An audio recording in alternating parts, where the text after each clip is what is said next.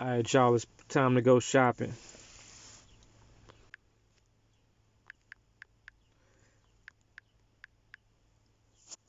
So I'm gonna log into my Robinhood app, and hopefully I don't get this broadcast doesn't get disrupted. Cause I tried this about 3 other times or whatever. I'm recording directly on my phone, so you guys can actually see. So let's get right to it. So as you guys can see, I'm starting off. I'm walking in the store with a little bit over $1,000. And and keep in mind, this is not legal advice, financial advice, any sort. This is me sharing what I'm personally doing, as far as on my investment side of things, and I'm gonna give my personal opinions, and I'm gonna give my personal opinions based on having my own level of common sense and experience in other areas, just understanding the world in general as it relates to the markets. Everything else, I'm pretty much I would be considered a rookie or a freshman in, as far as the actual aspects of buying, selling, and trading stocks. But I think I'm gonna start off doing a good job. I feel pretty confident. Now, anytime that you're going into the world of investing and investments, the first thing we gotta understand that there's a possibility that you could lose your money, because there's no guarantee on any investments, or investment can't be guaranteed per se, just to be safe, right? So as long as you go into that understanding that there's always a small possibility, at least, that you can lose your investment. So once you can settle with that reality, then you can go into eliminating the next issue that a lot of people have when going into investing in stocks and buying, selling, and trading, is the fear of losing your money. You absolutely cannot build a powerful portfolio if you're going into the market with fear. So after that, now we can start using our own basic common sense, and start doing our own research and due diligence to determine what would be the best stock options for us. So I'm gonna scroll down to my watch list. Now, as I said before, I'm starting off with a little bit over $1,000. Understand that this $1,000 is what I'm willing to lose. Like, I'm willing to lose for the chance and opportunity to have a better understanding of the aspect of purchasing, selling, and trading stock. Even though right now I'm focused on just buying and holding. So my intent right now is to purchase the stocks within particular industries and particular companies that are downside right now, and that I expect to go up. And I'm only going to invest into the ones that I feel like has a more guarantee, is more guaranteed to survive this pandemic, by way of just, independently themselves, or based on the relationship that they have with other companies that will not allow them to go bankrupt during this pandemic, because they will, before that happens, they will do some sort of bailout because of the interest that they have within that particular company.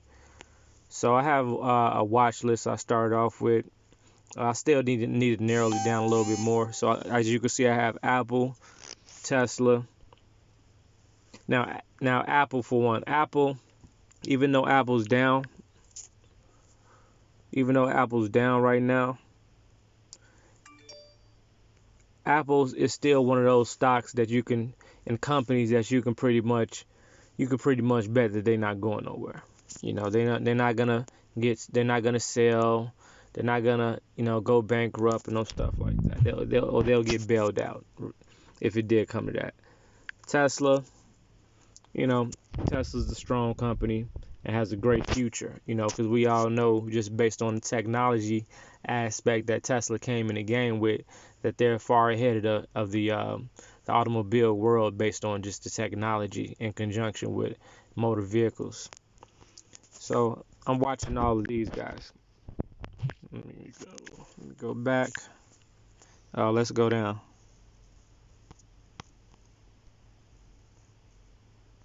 Oh, look, they say Ross Gerber says Tesla's pushing ahead competitors during COVID-19 pandemic, plus 0.6%. You see? You say Tesla stock is up for the 10th straight day. Stocks don't move like this.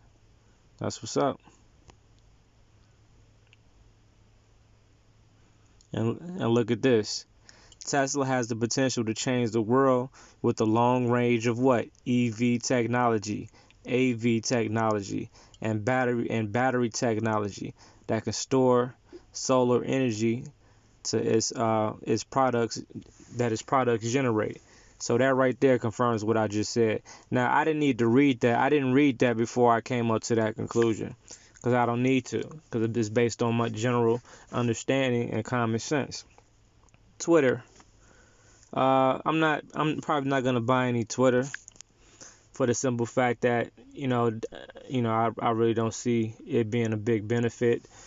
Not to say that I believe Twitter is going anywhere, but as far as monetarily, I'd rather put money somewhere else, because I'm looking to create an interest-bearing savings account out of these stocks. That's my whole perception and perspective on how I'm looking, concept of how I'm looking at the stock market.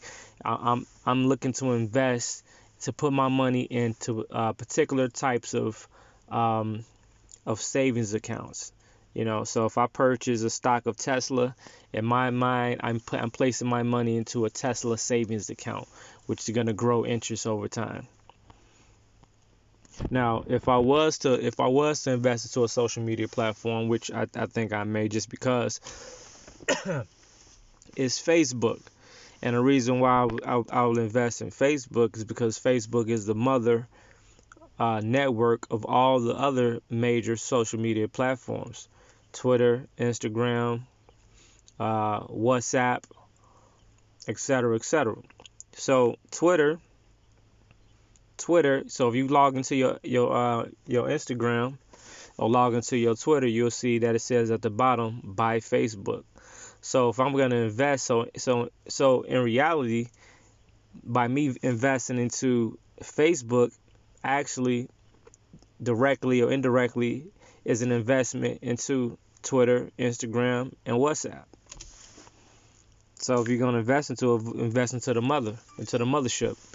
Now, and another reason why Facebook is on my watch list is because, I think it'll be good, as far as sake of habit, to reprogram ourselves to have an interest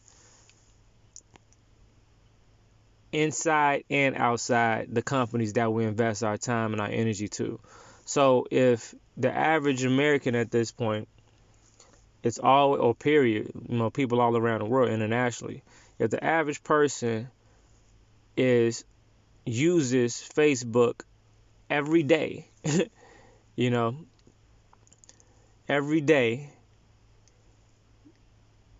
should have a share of Facebook, should own a share of Facebook, because that's the least you can do is have some sort of partial ownership of something that you invest your time or give your time and energy to on a day-to-day basis.